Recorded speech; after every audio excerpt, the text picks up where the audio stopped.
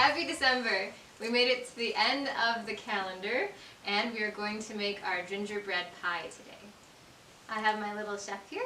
He's got my hat from culinary school and his own little chef coat. To start this recipe, you're going to make the crust first. To make that crust, we are starting with cookies. Speculoos cookies. Now these are very similar to Biscoffs, but these can be found at Trader Joe's. They are a ginger snap type cookie and they make a really yummy crust. So we're going to open these and put them into our food processor here. And we are at my mom's, so we're using her 1980s food processor. This is the 80s. 1980s. This is for you. Yay. We're using a whole sleeve of these speculoos cookies. Get this locked in. Do you want to press the button? That took some time. I was screaming so loud. There's a very loud noise. But we finally got a nice fine crumb here.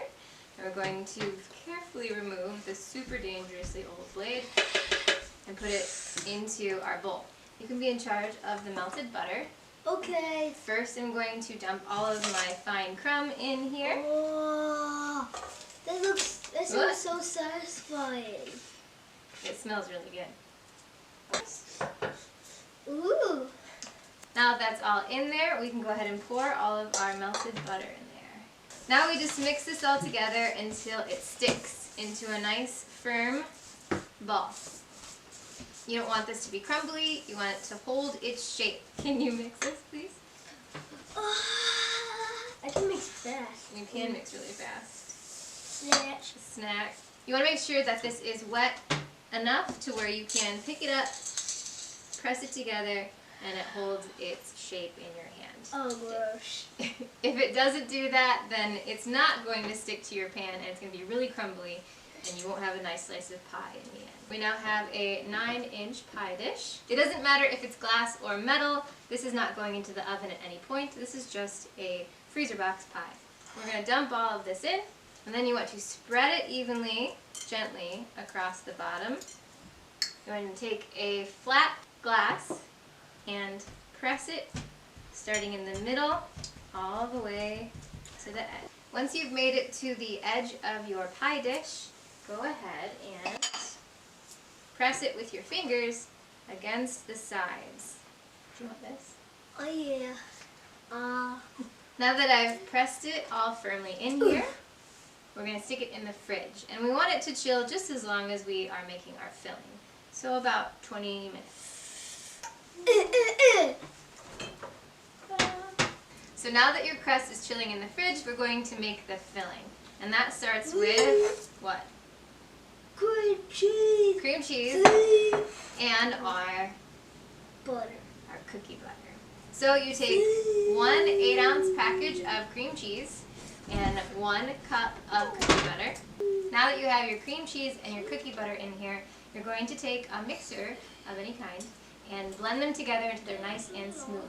We have our powdered sugar on hand and we're going to add that slowly. Ready, set? Go. Now that the cream cheese and the cookie butter is nice and smooth, I'm going to take my spatula and just scrape it around the edges and the bottom to make sure it's all mixed in. It is also very important that your cream cheese and your cookie butter are at room temperature because they will not mix together otherwise. Now that we're nice and scooped, we can go ahead and pour in half of our powdered sugar and then blend it all up and then add the other half until smooth.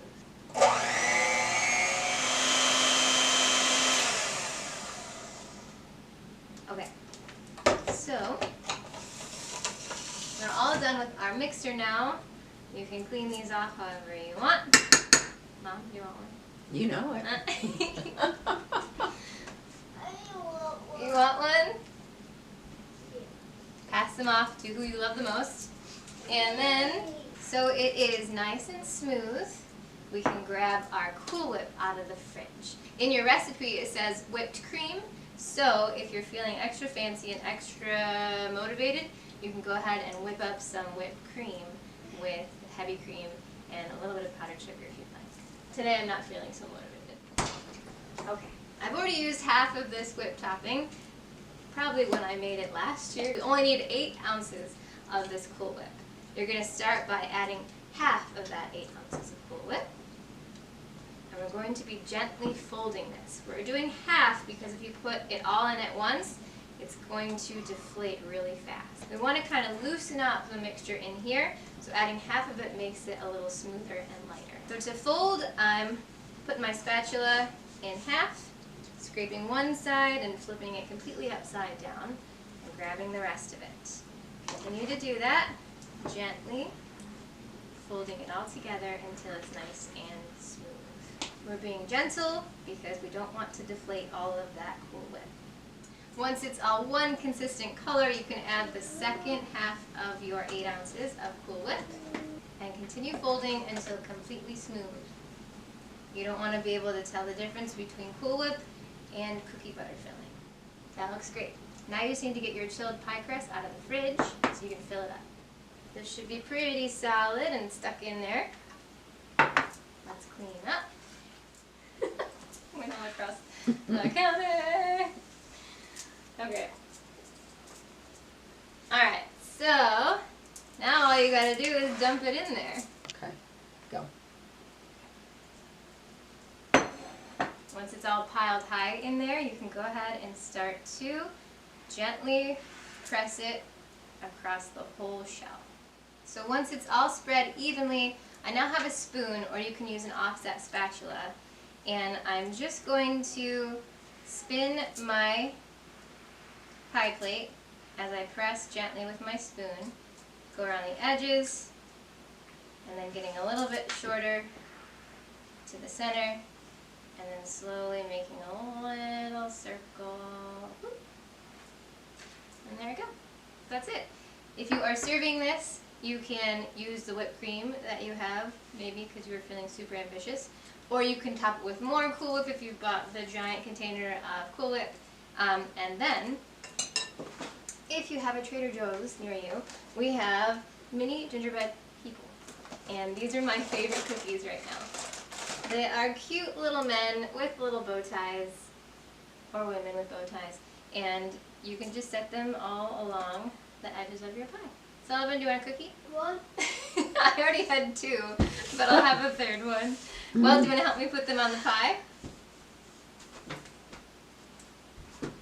Alright. Alright, well that's it. This is the last recipe of this recipe calendar, but there is a 2025 calendar. And if you would like one, please send me an email, or you can go to my Etsy. I'll put a link in the description below. I'll see you guys next month, hopefully. Bye.